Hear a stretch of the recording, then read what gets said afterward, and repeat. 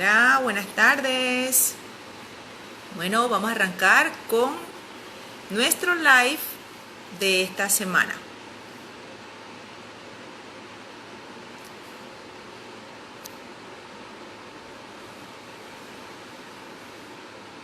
Buenas tardes a todos los que se están uniendo en este momento.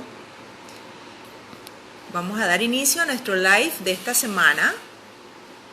Vamos a esperar unos minutitos que la gente se empiece a unir. Los relojes no están sincronizados, así que para algunos ya son las 5, para algunos son 5 para las 5. Así que vamos a darle un chancecito que se vayan uniendo. Para luego, entonces, invitar a, valga la redundancia, nuestro invitado especial, que por aquí se está uniendo ya. A ver. Vamos a esperar que Rolly Sterling, que es nuestro invitado especial de hoy. Estoy al revés. Sí, está al revés. Espérate, déjame arreglar esto.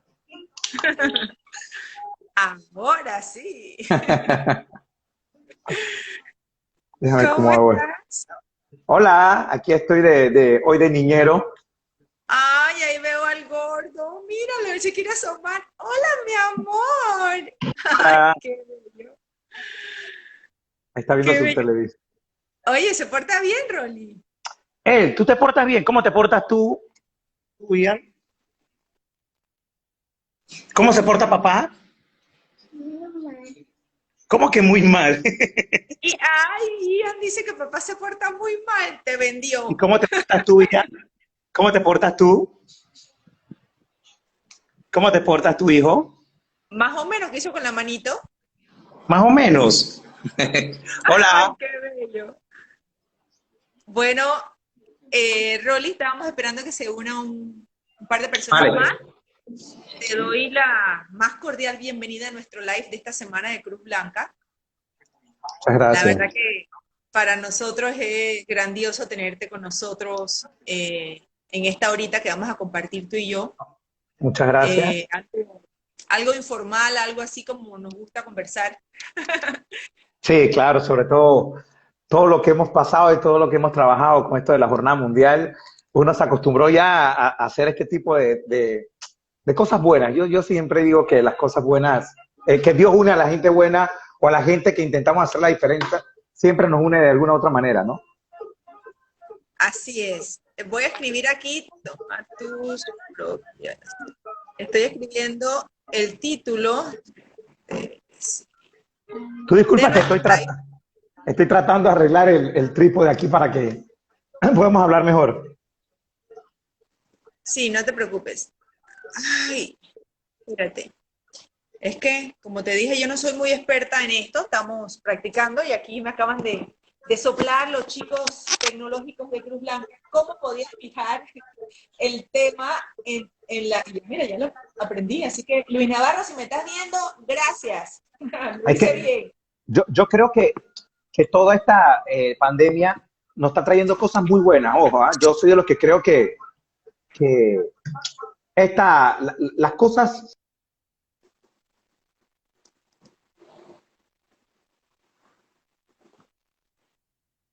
Ahora sí. Ustedes, amigos, que estoy tratando de acomodar esto de estar No, descuidando a hijos y tratar, es divertido, es caóticamente divertido. esto es parte de, ¿no? Tenemos que ser unos pulpos en este momento, atender la casa, atender el trabajo, atender a los esposos, los hijos, todo. Es divertido, porque ahora la casa es la oficina también y, y todo esto uno aprovecha para, hombre, yo como te digo, y te iba a decir antes que se me cayera el teléfono, yo soy de los que opino que en las situaciones difíciles el ser humano se reinventa. Yo creo que sobre todo para nosotros, y más adelante van a saber la historia, que hemos venido de una situación muy fácil, en ningún sentido de la palabra. Y cuando ocurren este tipo de situaciones, simplemente decimos, bueno, papá Dios, o esta es otra prueba, y hay que echar para adelante y hay que superarse, porque ahora te darás cuenta del por qué te digo que estas situaciones de la vida a mí me fortalecen, ¿no? Así que gracias por la invitación, primero que nada. Creo que ahí ya la tengo. Yo creo Sí, que ahí de está. nada, de nada. Rolly, que eso que dices es muy cierto. Y justo en el live pasado conversábamos con una querida amiga de Cruz Blanca panameña. Ella es psicopedagoga venezolana pues, así como tú, pues también quiso aportar su granito de arena con nosotros. Y eso que decías, ella lo repitió muchas veces en el live pasado y decía que eso se llama resiliencia. Re- resiliencia. Sí, que somos resilientes. Y ahí descubrí que uno se puede entrenar para eso. Hay unos que nacemos así y otros que se entrenan, ¿no?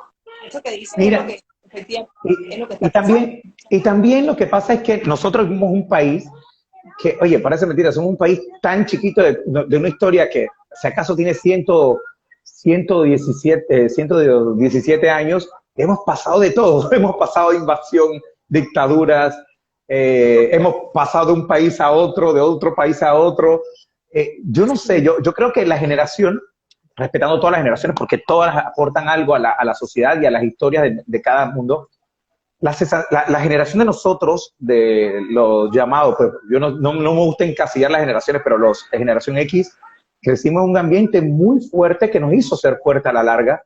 Eh, la mayoría de nosotros, de contemporáneos, igual Collita, conmigo, contigo, crecimos en un ambiente en que para otro país, otra situación, hubiese sido catastrófico. O sea, hubiésemos sido personas de mal vivir. Por eso que ahora más adelante, cuando estemos hablando, voy a hacerte una sinopsis de mi vida, que casualmente tiene raíz en los años 80, en los años en que el país vivía las convulsiones más grandes que ha tenido en su historia, ¿no?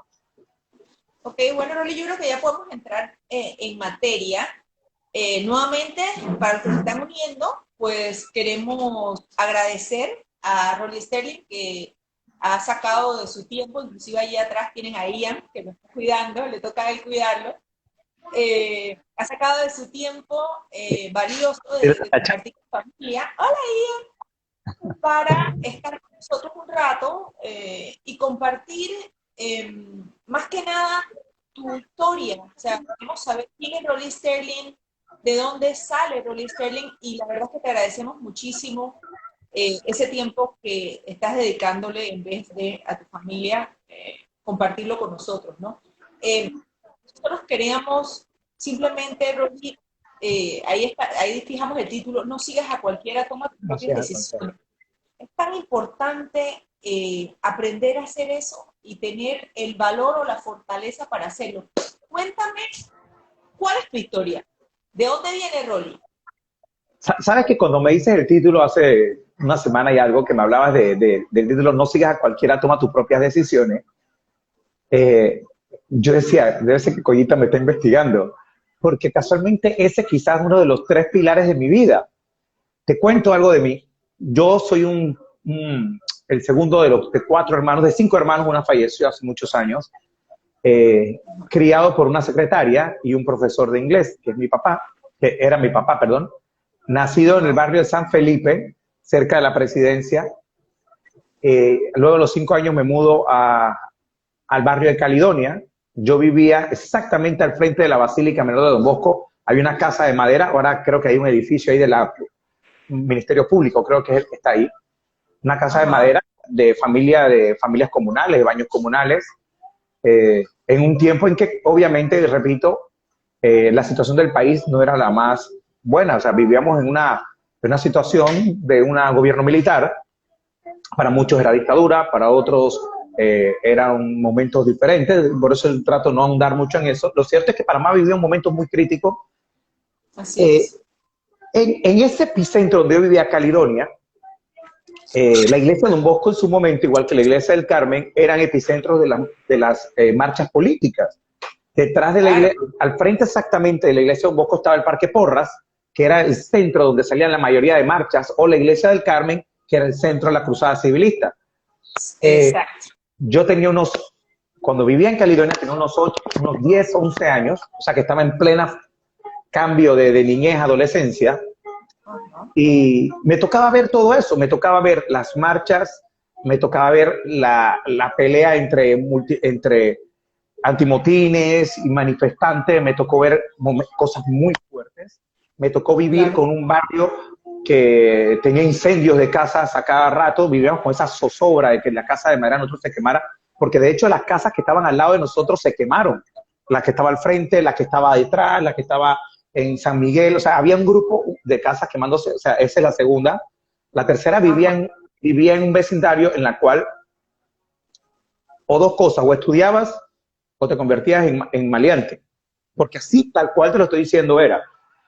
Y llegó un momento que mi área de diversión era los barrios del Chorrillo, Curundú y Caledonia, porque ese era el ambiente en que yo vivía, ¿no? Y de irme a jugar pelota, me acuerdo que me iba al Maracaná a jugar fútbol, el antiguo Maracaná, me iba al cuadro ese que está ahí en la cooperativa, que era un cuadrito, antes de estar en Maracaná nuevo, hay un cuadrito de béisbol infantil, yo jugaba béisbol, y Curundú, que era mi sector de juego, o sea, yo de Wow. Caledonia me movía hacia Curundú. O sea, toda mi infancia, prácticamente mi juventud, era en Curundú. Y me tocó ver muchas cosas fuertes y convivir con muchas cosas fuertes. Por eso creo Rolly, que el título ese de No sigas a cualquiera, toma tus propias decisiones, tiene mucho que ver con más adelante cosas que te voy a contar. claro, por supuesto. Rolly, cuéntame, ¿qué te hizo a esta edad, con esto que me has estado contando en este tiempo que estamos compartiendo? ¿Qué pensaba Rolly? O sea, ¿qué pensaba cuando veía ese ambiente difícil con una edad tan joven que podías, tú sabes, irte por cualquier lado? Tú lo dijiste, o te ibas y estudiabas o te convertías en un mal león. ¿Qué tenía Rolly, ese niño, ese adolescente que tenía en la cabeza? ¿Dónde estaba Mira que, enfocada Rolly? mira, yo tenía, ya cuando vivía en Caledonia, mi papá y mi mamá se habían separado. O sea, me convertí en otra de las familias disfuncionales en nuestro país. Mi papá era un hombre Ajá. político, mi papá era un hombre de corte militar, de tipo política, fuerte, lineadura, revolucionario. Y mi mamá era una mujer que trabajaba hasta dos veces en dos trabajos diferentes para poder llevar algo a la casa. Yo Uh-huh. realmente era el varón, por decirlo así, de la casa. Entonces es un peso bastante fuerte. Mi hermana Claro. mayor, yo tengo una hermana mayor que hoy en día es fiscal, era la mamá de nosotros. Mi mamá entraba a trabajar a las 8 de la mañana y a veces eran las 10 de la noche y no llegaba a casa porque trabajaba en dos turnos diferentes para poder llegar. Estamos hablando, vuelvo y repito, de unos años 80 en donde te pagaban con pagarés y el salario no era tampoco de que lo más grande. Entonces, ¿qué pasaba? A mí tenía una mezcla de frustraciones porque veía a otro de los pelados con zapatillas nuevas, con ropa nueva, viviendo en el barrio. Y los veía Claro. siempre con sus prendas. En los 80 tenía collar de oro y las prendas de oro eran lo famoso y yo no tenía ni siquiera un reloj bonito porque realmente no había esa entrada económica. Entonces yo tenía una lucha, tenía una mezcla como entre rabia, frustración, de por qué yo sí, yo no, por qué si yo me porto bien, yo no tengo lo que tienen ellos. Entonces, porque claro, no tenía la presencia en su momento de mi papá, que estaba muy metido en su política, y mi mamá obviamente por trabajo. Pero dentro del barrio también habían personas de bien. En Caledonia, la calle 33 donde vivía, había mucha gente que hoy en día incluso han sido gobernadores del país. Wow. Y tocó una especie de suerte de vivir en un barrio que sí tenía gente que hoy en día todavía se dedican a cosas de mal vivir, pero también había gente buena. Entonces, Como frente todo, de, eso es lo que pasa hoy como en todavía, todo, en todos como los en barrios, todo. ¿no? Siempre ¿Y qué ocurre? allí, no solo lo que se ve en las noticias, es lo que existe en esos lugares. Sí, y mira, ahí vino todo. En un momento de esa angustia, al lado de la casa donde yo vivía, había un solar, en donde los muchachos se ponían a fumar sus cosas o a hacer deporte. Yo iba cuando iba a jugar deporte, pero porque te digo, el 80% de la gente que vivía en ese barrio era gente de bien. Pero claro, uno por ser un muchacho se identificaba con los que más tenían. Y este porque tiene zapatillas, este y la otra, y las prendas. Porque uno en la inocencia de la juventud piensa de que, hey, si ellos lo tienen, quiere decir que lo que ellos hacen no es tan malo. Pero un día había un sacerdote al frente de la iglesia, don Bosco, un sacerdote alemán, apellido Wagner, que en paz descanse, que era un padre que pertenecía a la parroquia de la Basílica Don Bosco, que siempre me veía sentado, pero no me veía, porque claro, él siempre salía a regañar a los muchachos que los veía afuera, al frente de la iglesia, los feligreses, o robando a la gente que salía de la iglesia, o fumando en el patio que estaba exactamente al frente, pero él siempre me veía a mí, que yo no salía huyendo cuando él salía y yo me quedaba ahí. Y un día me invita a mí a pertenecer a un grupo infantil dentro de esa parroquia que se llamaba Domingo Sabio, que eran, Claro. hacían una especie de, sí, Santo Ah, Domingo. Y me empezó a hablarme de la vida de San Juan Bosco. No es que yo no tenía tanta coherencia religiosa. Lo que pasa es que mi papá, vuelvo y repito, mi papá era un hombre, nació metido, mi papá era ateo, para empezar por ahí. Mi papá era un hombre que, sí, él era un hombre excelente, un gran padre, un gran panameño, pero no tenía sus propias convicciones y nunca se metió en la convicción de uno. Y mi mamá, obviamente, que si era católica, no estaba mucho tiempo con nosotros porque, vamos, la mujer estaba trabajando para poder llevarnos adelante y gracias a Dios hoy somos muchos. pero tu casa, me estás describiendo una casa, un hogar, tal cual, cualquiera de los que En está peligro. de los que cualquiera conoce, porque todos hemos pasado por eso. O sea, era una vida muy común, digamos, ¿no? Sí, muy común. En lo que podía hacer dos cosas. Si te metías en problemas, tú y yo conoces, Collita, y los amigos que están aquí, cómo era la policía de antes. Antes no podía estar metido en muchos problemas porque era, si eran de armas tomar la policía. Entonces, por Claro. un lado tenía un miedo a eso, y por otro lado, vuelvo y repito, cuando entro al oratorio festivo Domingo Sabio, que era en Don Bosco, hay una palabra que a mí me enganchó, que hablaba de San Juan Bosco, los que conocen el santo Juan Bosco, que se trabajó mucho con los jóvenes, sobre todo en jóvenes de riesgo social. Él decía una frase muy, muy parecida a la que tú decías, le decía, usted tiene que hacer su propia historia y no puede seguir a los demás. Y eso se me quedó en la cabeza. Y el padre me decía, tú tienes algo diferente, yo te veo a ti, veo a tus hermanas, tú no te metes en problemas. Y empezó a hablarme y a tratarme de que había otra cosa. Es el sacerdote el que me hace llegar a Curundú a jugar pequeñas ligas. Y él me dice, mira, acá atrás de la parroquia hay una cancha donde viene un equipo a jugar, a practicar, que es del Chorrillo, y un equipo de Curundú. Voy a hablar con el muchacho para ver si te mete al equipo. Y es por ese sacerdote que yo entro al deporte y entonces entro a jugar a las pequeñas ligas de Curundú. Yo jugaba para la selección de la renovación urbana, que era de ahí, de Curundú. Yo pertenecía a la selección de Curundú.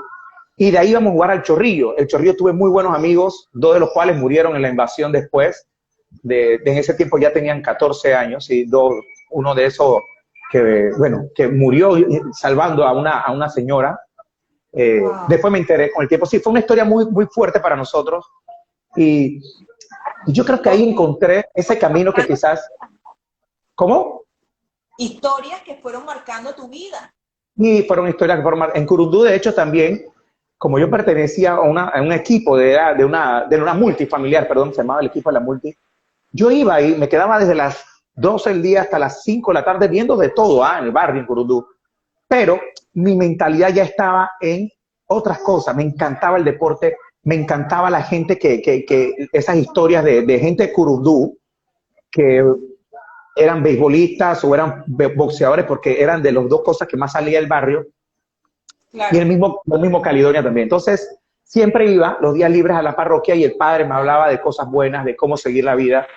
Y creo que algo que creció dentro de mí y de mis hermanas fue eso, de hacer el propio camino. Porque ¿qué pasa, Collita y amigos? Cuando tú vives en el barrio, tú vives en un círculo que te dice, y me decían, y le decían a mi mamá, incluso se reían mucho de nosotros, ¿tú para qué estás estudiando si tú eres del barrio y la gente del barrio nunca puede surgir? ¿Y por qué que tú eres pendejo? Porque mira que yo te pongo si una zapatilla, llega aquí, métete a mi clan, porque antes la palabra era clan, no sé qué, y lo otro. Ahí te incitaba exactamente a lo que dice nuestro título, ¿no? Sigue a cualquiera, era en ese sentido. Era sigue a cualquiera que te dé cualquier Pero mira, opción de vida, ¿no? pero mira que en Curundú, cuando yo empecé a jugar con los muchachos del barrio, los jefes de clanes de ese tiempo, de las bandas, nos decían a nosotros los chiquitos, no se metan en esto, sigan haciendo deporte. Había otra mentalidad también en los 80. Y también la policía tenía equipos y nos llevaba a jugar a las colonias infantiles del Club de Leones que quedaba antes en el, queda todavía, no sé, ya en las Cumbres. Cumbres, sí, recuerdo perfectamente. El día en que no estábamos haciendo nada, había un bus de acción cívica de la antigua Fuerza de Defensa que agarraba a los muchachos del barrio y nos llevaba a convivir a piscinas, nos llevaba a jugar basquetbol, fútbol. Había otro tipo de soluciones para que tú te distrajeras, ¿no? Y entonces, obviamente, llega la invasión. Ahí te voy a interrumpir. Por ejemplo, nosotros trabajamos con la policía de Curundú, casualmente hablando de esto, recién yo entré a Cruz Blanca, y hicimos lo mismo, hicimos un campamento con los chicos de Curundú. Todavía hay opciones, pero ¿sabes qué? No sé si tú vas a concordar conmigo. El mundo ha cambiado y Ha cambiado. en ese tiempo dos opciones, o convertirte en un cliente, meterte a fumar droga o lo que sea. Y sabes que fue muy... Más opciones, muchas más. Entonces, como que la gente se deslumbra. Tú sabes que a mí me causa curiosidad cuando en estos días una sobrina me dice, ay, es que yo no sé cómo este encierro me va a matar. Yo dije, claro, Dios, yo te entiendo. Y le decía, ¿y tú qué haces en el encierro? Es que me pongo a ver Netflix o me pongo a chatear con mis amigas o hacemos Zoom. Yo decía, siéntese un ratito, mija, que te voy a comentar que cuando en Panamá decía cierre, no había ni Zoom, ni Netflix, ni cable, siquiera porque nosotros no teníamos para pagar cable, era radio y televisión. Y con los tiempos de la crisis, no sé si te acuerdas, la televisión a las 9 de la noche cerraba, 10 de la noche cerraba porque no había cuñas para pagar la televisión. Claro. ¿Cómo nosotros subsistíamos? Hablando, jugando stop, jugando cosas en la casa. Pero bueno, volviendo al tiempo, al tiempo eso, otra cosa que me causaba un poco de shock era llegar a ver a mi mamá cansada de trabajar y venir con bonos, que eso era lo que los pagaba. Entonces mi mamá siempre en las noches, dentro de todo su estrés y cansancio, siempre agarraba una hora para hablarnos, preguntarnos cómo nos había ido en la escuela, cómo nos había ido en la casa, nos hablaba de las situaciones políticas. Mi papá también nos venía y nos decía, tengan mucho cuidado con esto, no se unan con esto.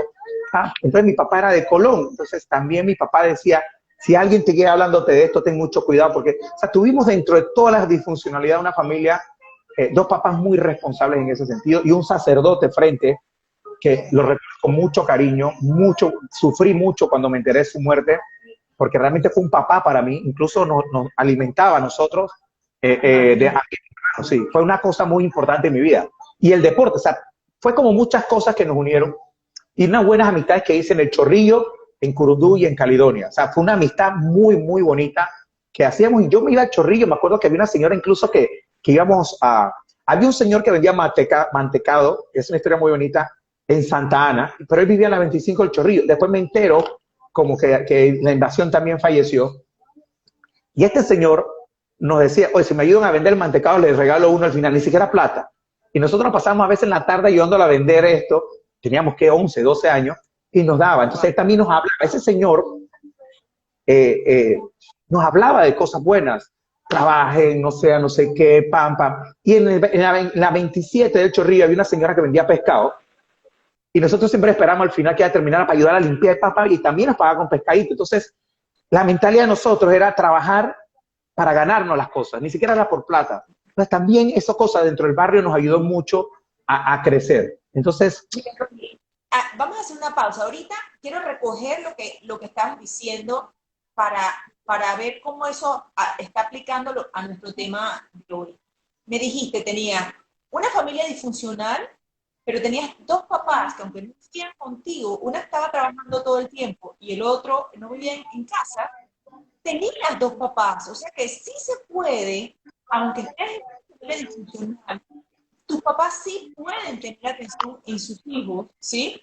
Y esos chicos echarlos adelante, o sea, ahí lo que estamos hablando es prevención. Y es prevención. lo que Blanca, o sea, ayudar a esas familias que quizás no están en una buena condición o simplemente están en una buena condición, pero son disfuncionales, a volver la mirada al hogar. ¿Tú sabes otra cosa? Tú eres producto de eso. Y por supuesto, de eso se hace una espiritualidad que empezó a llegar a tu vida. Tú sabes otra cosa que yo me acuerdo mucho, y te lo digo ahora como comunicador social, que extraño mucho la televisión, y acá ratito se lo digo a mis colegas de comunicación, dentro de todas esas situaciones, yo me ponía a ver televisión, y me acuerdo que las cómicas y los programas eran bonitos.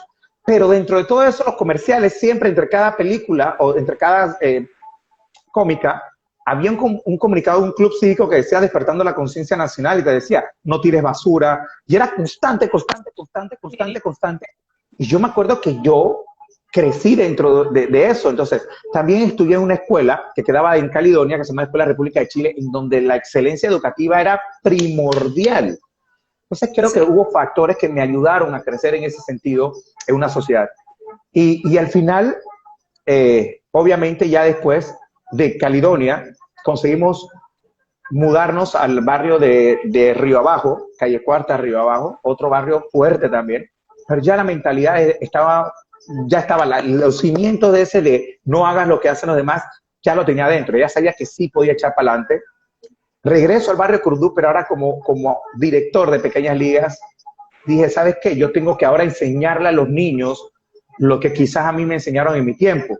Y empecé con mi hermano menor a llevarlo a jugar a las pequeñas ligas en Curundú, pero ahora yo en calidad de director. Y agarraba a esos muchachos, junto con otros chicos del barrio, que eran los que realmente dirigían las pequeñas ligas de Curundú, me decían, Rolly, que, ¿sabes qué? Ayúdanos a dirigir. Y ahí me tocó dirigir entonces a estos chicos en riesgo social en el barrio de Curundú, y le hacía no solamente la parte deportiva, Colguita, sino también le hablaba de lo del ciudadano, y le ponía mi ejemplo. Mira, yo vivía aquí, yo me metía en esa barraca de acá, y le decía las cosas que veía. Claro, es que mira, el testimonio habla por uno. O sea, no es lo que yo digo, es lo que yo hago. Tú puedes vivir, otros pueden salir. O sea, yo pude hacer esto, a pesar de que viví en circunstancias, otros también lo pueden hacer, ¿no? Esa es la parte que realmente mueve a la gente. Y tú viviste esa experiencia. Ahí hay una preguntita que nos acaban de poner en los títulos. Dice, entré un poco tarde, me gustaría saber si en algún momento, a pesar de mis buenos valores, dudó en tomar alguna decisión por presión de grupo o por imitar a los demás. Bueno, sí, como te comentaba hace un momento atrás, llega un momento en que yo veía a mi mamá llegar muy tarde a la casa y la veía sufriendo. Nosotros no éramos una familia que comía 3 veces al día. A veces, gracias a Dios, teníamos, mira, es otra cosa, la familia. Tuvimos una tía, unos tíos y unas abuelas de primera línea, de primera línea. Nosotros en ese sentido no tocamos, pero yo veía a mi mamá sufrir y veía a las otras familias que tenían una vida fácil. Y quizás por el lado de la droga, Fácil, no. Yo creo que fácil, entre fácil, comillas. exacto, fácil. Y yo siento que quizás en ese momento yo dudé y decía, ¿sabes qué? Aquí hay algo que no está bien y quizás yo pueda ayudar a mi mamá de otra manera. Y claro que dudé muchas veces, pero yo siempre he tenido, vuelvo, repito, cerca de mi casa vivía una tía política porque era de Los Santos, donde era de familia de parte de mi mamá. Ella sospechaba, ella veía cuando yo me unía mucho con otros muchachos, ella siempre me hablaba, ven para acá, y me hablaba, no tienes que hacer nada, aquí está tu familia, aquí está tu cosa. Pero yo, si me dices, quizá hubiese llegado un momento en que sí, pero más que porque tenía convicción, era porque veía a mi mamá pasándola mal. Pero al final, vuelvo y repito, tenía una estrellita que me decía, ¿sabes qué? No, tú no tienes que ser igual que los demás. Y yo estudiaba y veía a mi hermana que era brain, mi hermana mayor, que iba muy bien en la escuela. Mi hermana fue cuadro honor desde primer grado hasta que terminó su carrera de Derecho. Y Wow. ella era un ejemplo, como ella era mamá para nosotros también, mi hermana mayor, Tania, nos decía, hay que ser honrado, hay que ser insistente, no hay que seguir a los demás, no tengas miedo a hacer las cosas bien. O sea, yo tenía por todos lados inyección de positivismo, en deporte, espiritualmente, familiarmente, incluso tenía amigos en el barrio, como te decía, en el Chorrillo y en Curundú, que me decía, Rolly, este es el camino a seguir, nosotros, no hagas lo que hicimos nosotros o lo que hicieron nuestros papás. Así que sí, sí había momentos de tentación, pero cuando tú tienes una semillita de cosas buenas dentro de ti, eh, creo que sí se puede, creo que eso cambia todo. Claro, te bombardeaban cosas negativas, pero a la vez también te bombardeaban elementos positivos, personas positivas, comentarios positivos que fueron surgiendo y llevándote a ti a lo que eres ahora. Collita, Cuéntame, yo, después de salir de ahí, ya pasaste, digamos, la niñez, adolescencia. ¿Qué hizo Rolly después? ¿Hacia dónde fue el camino de Rolly? Porque el tomar decisiones no solamente es para un momento de juventud. Saber tomar decisiones es a cualquier edad. en cualquier momento y en cualquier circunstancia, porque siempre va a haber, o sea, el ser humano es el que decide siempre. O sea, tú y yo Sí, vamos a decidir en todo momento. Ian ya decide, a esa edad decide qué quiere comer, qué le gusta, qué no le gusta, y te vas a dar cuenta. O sea, desde que los bebés estamos en el vientre de la madre empezamos a decidir. ¿Qué te hizo más adelante tomar otras decisiones? mira, después que pasó la invasión, yo quedé con muchas cosas en la cabeza. Muchas cosas en la cabeza. Yo, siendo un muchacho de 13 años, cuando fue la invasión, 13, 14 años creo que tenía, sí, por ahí 14 años, ya yo estaba metido en la escuela secundaria y, vamos, cuando yo tengo una escuela pública, estuve en el Instituto Comercial Panamá, ahí en Pueblo Nuevo, eh, y yo decía, este es un momento en que el país está cambiando. Yo creo que es un gran momento para que el país cambie. Entonces, estaba con esa sensación de que quiero hacer la diferencia, quiero crecer, quiero hacer las cosas bien. Y tenía ya la está viendo ahí cantando Journey atrás. Ya lo escucho. Tenía la semillita esa de que, hey, sí se puede hacer las cosas. Y es donde constantemente visitaba una tía mía que en paz descanse en Campo Libre, porque esa otra cosa que mi papá me decía, a veces tienes que salir de ese círculo que has estado toda tu vida, porque, coñita, para mí, normal lo que yo veía en su momento, la droga, la promiscuidad y el cosas que yo veía en el barrio, para mí era normal, porque no salía de ese círculo. Entonces alguien Crecí. me dijo, Rolo, crecí ahí. Cuando alguien me decía, hasta cuando alguien me dijo, ¿sabes qué? Tú tienes que romper ese círculo y tienes que conocer otro tipo de sociedades, otro tipo de personas, otro tipo de cultura. Al principio no me convencía, pero mi tía, mi madrina realmente, era doctora y me lleva a Campo Limber, en donde cerca estaba una parroquia que se llama San Judas Tadeo. Ajá. Ahí, mi hermana hace un programa que se llama Eje, es Encuentro de Jóvenes en el Espíritu, y me invita a participar. Yo tenía ella mi base acá en Don Bosco, pero la había abandonado de una X o Y razón.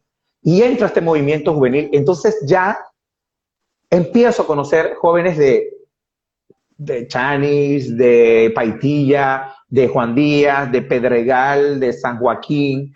O sea, era un grupo de gente de todos y veía, ay, wow, ellos me quieren o me estiman igual que si soy un pelado de barrio.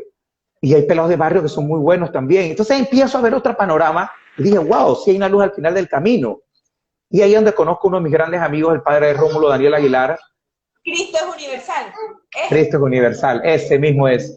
Y Aquí está diciendo. empiezo, incluso me toca dentro de Eje, con ese Cristo universal, después ser asesor.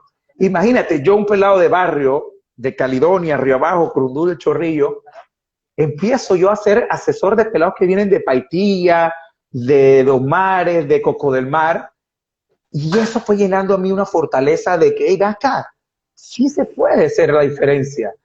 Entonces, seguía con ese bombardeo espiritual positivo del padre Benjamín Gallego, un español que también fue otro padre para mí, el padre Rómulo Daniel Aguilar, jóvenes.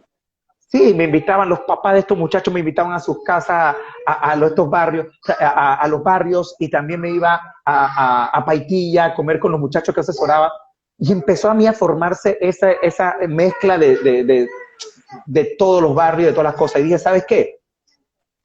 Sí quiero hacer la diferencia, sí quiero pertenecer a movimientos que ayuden a los demás. Y por ahí se fue la línea. Claro. Y dijiste tú después en Eje, servir, hace, hola Ian, Ian está con nosotros metidos en la conversación. Es que servir, ¿qué es lo que haces cuando serviste en Eje? Y cuando fuiste también a ayudar a los chicos del Curundú ya como director de béisbol, te dio otra perspectiva de la vida. A veces nosotros pensamos que somos nosotros los únicos que tenemos situaciones en nuestra vida y que todo nos pasa a nosotros, pero tú hiciste exactamente lo que hay que hacer. Abriste tu abanico y dijiste, wow, ¿Y sabes qué me...? Y hay cosas peores inclusive que lo que yo he vivido. De hecho, acabas de tocar un tema muy interesante y muy curioso. Cuando yo entro a esta nueva faceta de mi vida en la sociedad, cuando me invita y empiezo a hacerme amigo de muchachos de esto, como te digo, que vivían en Los Mares o vivían, y ellos me contaban, porque en un momento llegué a ser asesor y ellos me contaban quizás el mismo problema que yo tenía en el barrio, pero con otra perspectiva. Entonces yo decía, wow, o sea que ellos también son de carne y hueso, tienen problemas. Y entonces yo Sí. dije, ¿sabes qué? A mí nadie me contó esto. Y prometí a mí mismo de que yo en algún momento de mi vida iba a empezar a tratar a jóvenes con estas palabras de que sí hay un camino al final, de que sí se puede hacer la diferencia, de que tú puedes hacer tu propio camino, que no tienes que imitar al otro. Y yo le hablaba entonces, me tocó hablarle a estos chicos de sociedad, o no sé si es más llamado sociedad, o chicos de un poder adquisitivo, Era la tuya, digamos. aconsejarle, decirle, no, mira, y les ponía mi ejemplo, yo vengo de un barrio, yo estudié, tengo universidad ahorita, estoy estudiando, pienso estudiar una maestría, tu situación quizás económicamente es diferente, pero tiene los mismos problemas que tengo yo, y empezaba a humanizar los problemas de las personas, y me sentía y me siento tan contento de haberlo hecho, porque eso era una terapia mutua, Claro. porque también había, entonces me di cuenta que también había problemas de drogadicción, problemas de todo tipo en todas las capas sociales de mi país. Y dije, ¿sabes qué? Voy a hacerlo. Divorcio, ¿Qué? familia disfuncional, Divorcio. o sea, es lo mismo solamente que en otro lugar. En Así sí es. lo logra entender. Es que somos seres humanos, Rolly, todos somos seres humanos. Así que todos vamos a tener las mismas situaciones de vida. Todos tenemos por algún momento situaciones. Y yo creo que la primera lección que tuve es, nunca pienses, uno, de que tú eres la única persona en el mundo que tiene problemas. Y dos, no pienses de que que no puedes ayudar a una persona que tiene problemas. Y yo aprendí mucho de eso, ¿no? De que no solamente yo puedo recibir ayuda, sino que también puedo hacerlo. Y poco a poco, cuando entro en la Facultad de Comunicación Social, porque esa otra anécdota, yo quería estudiar medicina, ¡Wow! Mira yo, que, tú. yo quería estudiar medicina, mi hermana mayor quería estudiar medicina, pero al final se decide por el derecho. ¿Qué pasa, papi? ¿Qué quieres escuchar? Permiso, voy a ponerle la bacalola aquí para que... Dale, dale, tranquilo. Usted atiende a su bebé, que aquí estamos multifacéticos todos. ¿Cómo es la diferencia? Ahora puedo... Y la cosa es que al final, ¿Pero eh, por qué? Porque tú querías estudiar medicina y ¿qué pasó? eh, yo, la verdad, cuando yo entraba a la universidad, yo me gradué muy rápido de la escuela, yo me gradué con 16 años, Ah, entré a la facultad, entré a la Universidad de Panamá y ahí te daban tres opciones, no sé si todavía lo hacen, de tres carreras que tú quieres estudiar. Yo puse medicina, derecho y comunicación social para rellenar, porque realmente en las dos primeras estaba mi opción. Oye, hubo un problema en la universidad, yo me acuerdo que eso fue para los tiempos de Pérez Valladares, o no creo que cerraron la universidad, que los policías entraron, un problema, ya estaba entrando también a la televisión, y la única facultad que estaba abierta era la Facultad de Comunicación Social. Entonces dije, bueno, para no aburrir, para no perder tiempo, voy a entrar a la Facultad de Comunicación Social. Oye, y desde el día uno que entré a la carrera, me enamoré de la carrera. Y te dije, quedaste ahí. esto es lo que quiero hacer en mi vida, a esto me quiero...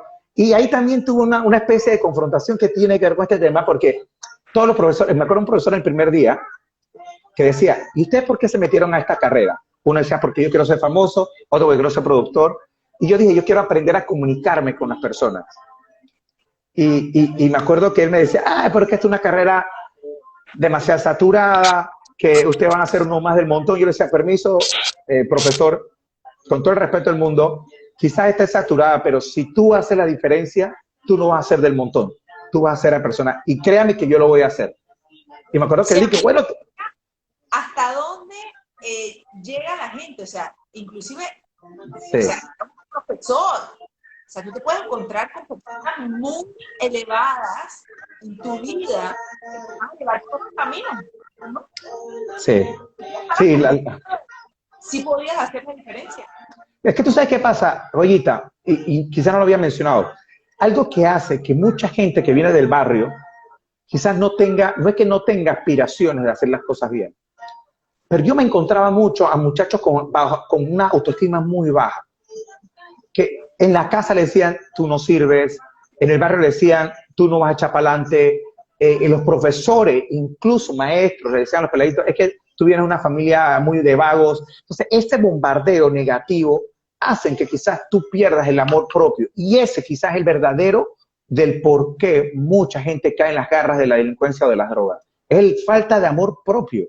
Y me tocó verlo en el barrio, en Curundú. Había muchachos que cuando tú le felicitabas porque metía un hit al final del juego y tú le decías, hey, tú tienes mucho futuro como beisbolista, y se lo decía de corazón, tú corres bien. Me decía, ¿en serio, Rolly? Y yo dije, tú no te das cuenta de lo fuerte que tú eres bateando. Me decía, ¿en serio?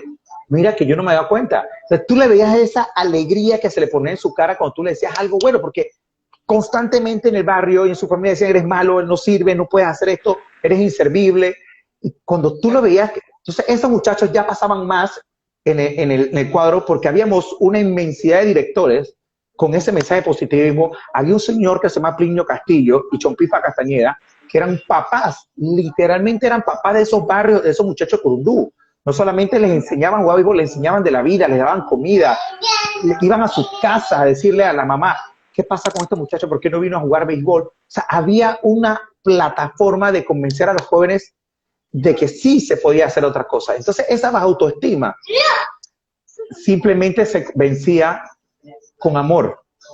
Claro.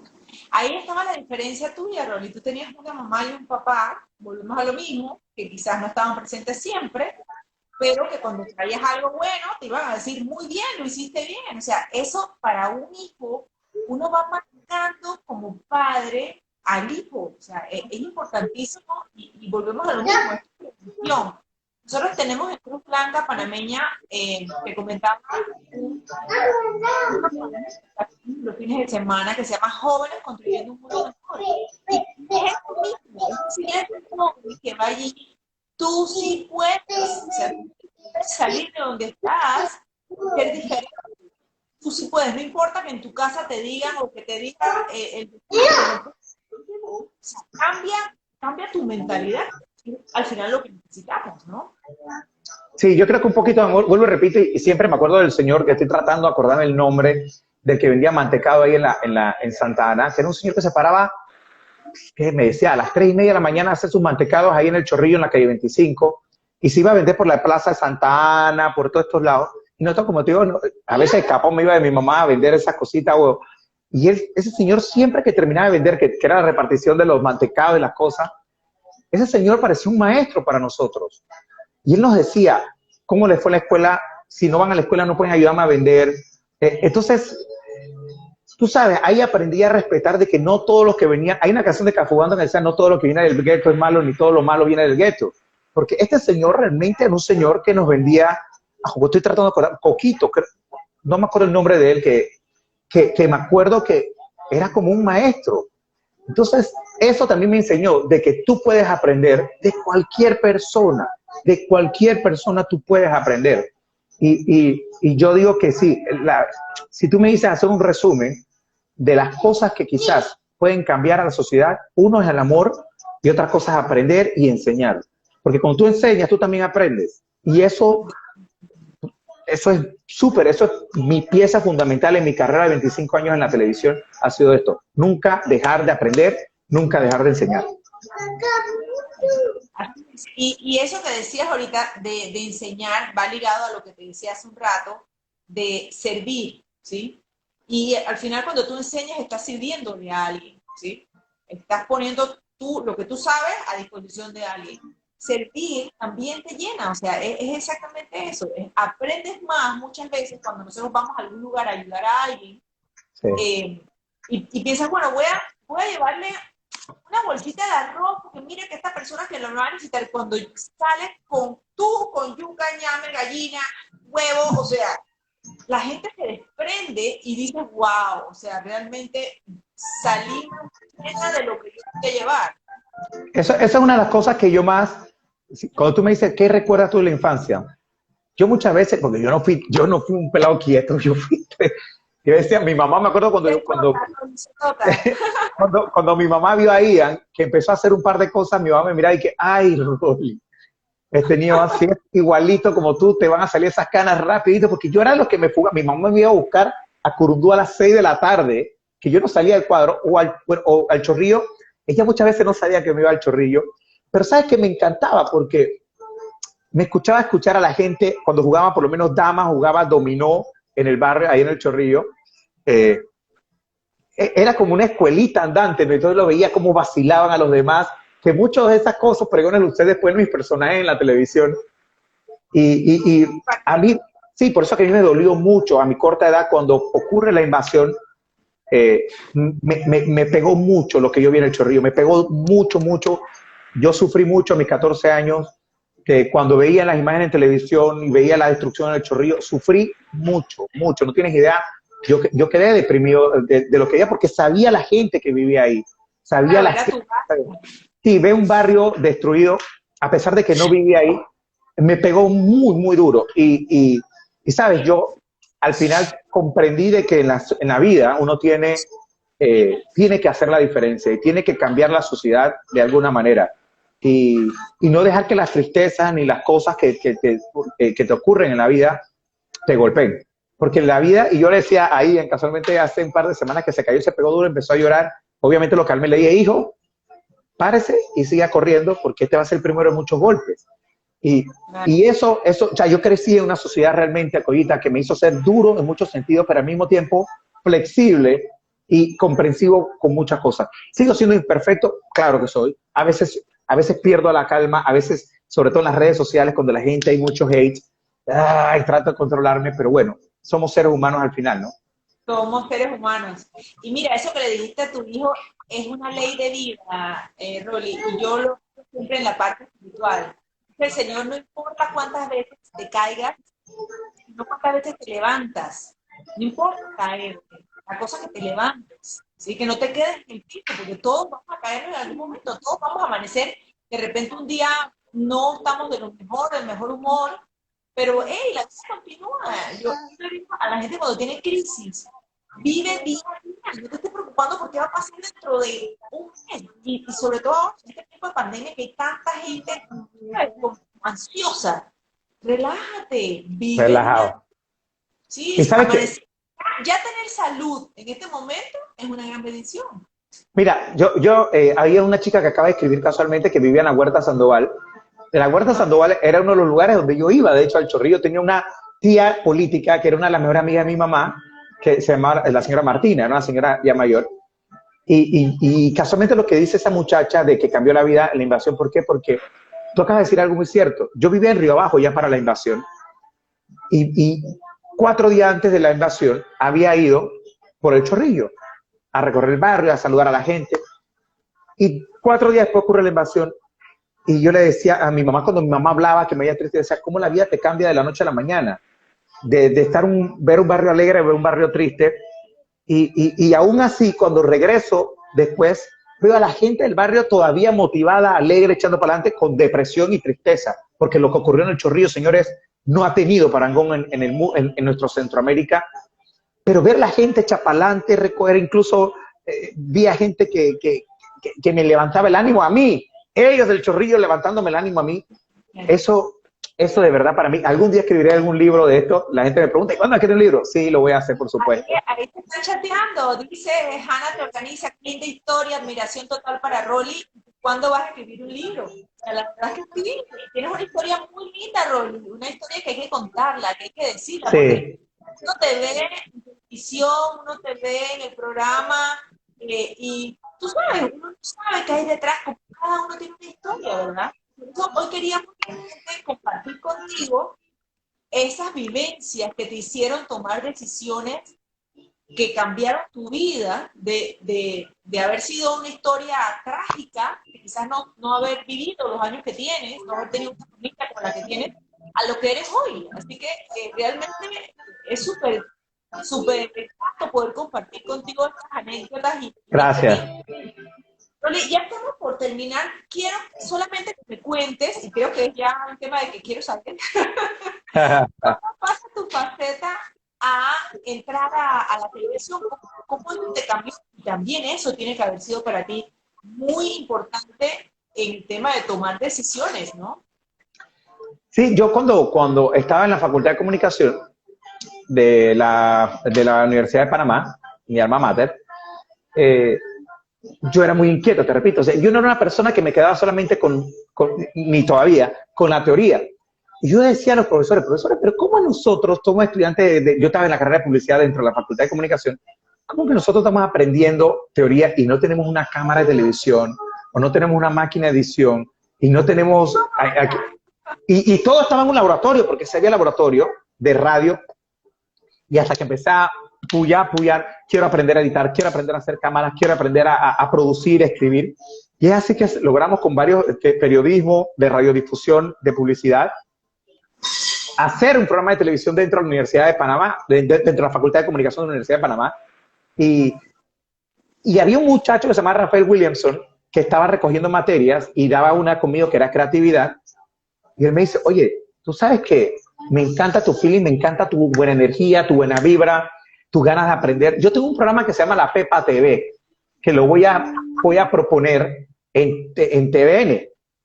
Y me gustaría, veo que tú sabes editar. Tú editas ese programa, yo soy uno de los que edito. Necesito un editor, pero no voy a pagar. Es un pelado de 16, 17 años. Hey, venga, yo quiero aprender. Yo quiero aprender. Y así fue que fui entrando al mundo de la televisión y agarré otro tipo de responsabilidad, que era trabajar, producir para un programa de televisión. O sea, entraba a las grandes ligas. Y entonces, a los 10 años, ya estaba cumpliendo la mayoría de edad para ese tiempo. Wow. Y yo empecé entonces de manzanillo en la televisión, cargaba cable, hacía edición, me quedaba hasta la madrugada editando, aprendiendo me acuerdo de Eddie Vázquez, que era uno de los editores antes, y un señor que se llama Donny Montenegro, Armando Guerra, que después fue gerente de producción de TVN, y todos ellos me enseñaban cómo hacer. Yo me quedaba en la madrugada viendo cómo hacía, no sé qué, hasta que un día Waldo Davis me dice, oye, ¿sabes qué? Necesito a alguien así como tú, Cholito, pam, pam, pam, que venga y haga estos personajes. Yo dije, vamos. Y ahí fue donde empecé a entrar, y ahí fue donde empecé a tener algo más, una entrada económica, y después te puse mejor, y después mucho mejor, y bla, bla, bla. Y el resto es historia. Oh, qué lindo. La verdad es que qué linda esa historia tuya de antes y la historia de ahora y la que sigue, porque tenemos para mucho tiempo más, gracias a Dios. Rolly, ya estamos por sacar una pregunta que nos hacen. ¿Qué consideras hace la diferencia de la adolescencia de antes a los de hoy día? Mira, yo creo que la adolescencia o el espíritu de la adolescencia es atemporal. O sea, en todas las generaciones hay jóvenes rebeldes, hay jóvenes proactivos, hay jóvenes con problemas, hay jóvenes con depresión, hay todo. La diferencia hoy en día es que el bullying que existía antes, que existía antes igualito que ahora, es que las redes sociales te suben y te bajan la moral. O sea, las redes sociales te pueden hacer un gran youtuber, un gran influencer, pero también te puede convertir en en una persona que recibe el bullying. Entonces, la diferencia, lo magnificas. Hoy en día tú como joven tienes la oportunidad de ser empresario a través de esto que estamos haciendo, que no tuvimos nosotros la oportunidad. O sea, yo conozco gente, incluso, ¿por qué no? No me da pena decirlo, que estamos haciendo, tenemos entradas económicas gracias a la tecnología. Y hay jóvenes que hoy en día me enseñan a mí cómo hacer dinero a través de la tecnología. Entonces, ¿qué te quiero decir? La diferencia que no existe tal cual es quizás nosotros crecimos en un ambiente, como decimos en buen panameño, de survival. No necesitamos de una televisión con cable, no necesitamos esto para... Ahora, obviamente, belleza y bendición a todo lo que nos ha hecho la nueva tecnología. Pero crecimos en un ambiente que sobrevivimos. La nueva generación tiene las mismas capacidades, solamente que la tecnología le hace las cosas mucho más fáciles. Mira, yo estuve, antes de irme a Medcon, yo tuve un puesto ejecutivo en TVN que trataba con los nuevos talentos de televisión. Me resultaba un poco chocante ver que los muchachos me decían, yo ¿por qué tengo que hacer una campaña de prevención si yo lo puedo hacer en las redes sociales? O es que la campaña de prevención no me da plata. Y yo decía, ¿what? Entonces su mentalidad es mucho más empresarial, que me gusta de ellos, que ellos no dependen de una oficina, de un trabajo en el gobierno, ni un trabajo no todos, ¿eh? Ni un trabajo, sino que son muy de hacer su propia empresa. Eso yo se lo aplaudo. Quizás nosotros, Estamos en sí, esa onda. muy emprendedores, las nuevas generaciones muy emprendedoras que quizás nosotros no lo hicimos. Pero sí siento de que le falta un poquito más, porque claro, la generación nueva, no todos, depende mucho de los likes y depende mucho de los views que tienen para sentirse bien. A mí no me importa si tengo 20 viewers, si la gente le gusta lo que hice, bien servido estoy. Necesitamos emprendedores, pero empoderados, digamos de alguna manera. Empoderado. Oye, tenemos que despedirnos. Con eso me voy. Quiero de verdad agradecerte de corazón el tiempo que nos has dedicado. A Ian, el tiempo que ha dividido a su papi Dile con chao, chao. nosotros. Chao, Ile. Ian, me encantó compartir contigo, saber tu historia y voy a cerrar con ese pensamiento que dijiste. Necesitamos jóvenes emprendedores, que es la diferencia, pero que realmente tengan valores también, ¿no? Y sobre todo decir a la nueva generación, no se detengan con la gente que le dicen no puedes. No se detengan con aquellas personas que le dicen que lo fácil es lo mejor. Y no terminen de aprender, no terminen de aprender, que eso es lo más importante. Gracias, Noli. Me voy con este pensamiento. Gracias. Un Gracias por la abrazote grande. invitación. Un abrazo a los amigos de la Cruz Blanca por invitarme y estamos en orden. Chao. A ti, Noli. Chao. Bye bye.